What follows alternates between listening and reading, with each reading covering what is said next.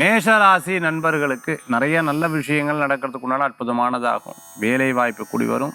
பதவி, பேர், புகழ், அந்தஸ்து கூடி வரக்கூடிய நல்ல நாள். நல்ல மனிதர்களுடைய சந்திப்பு மன திருப்தியை தரக்கூடிய நாளாக இருக்கும்.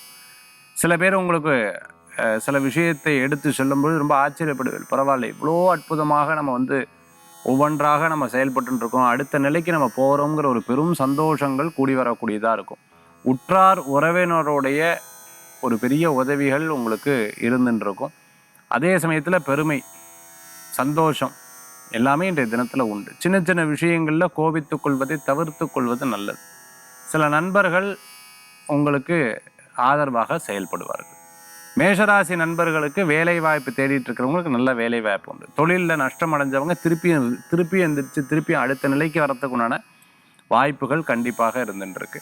பல தடவை நம்ம தோற்றுருக்கோம், இனிமேல் ஜெயிப்போமா, கண்டிப்பாக ஜெயிச்சிருவேன், கவலையே பட வேண்டாம்.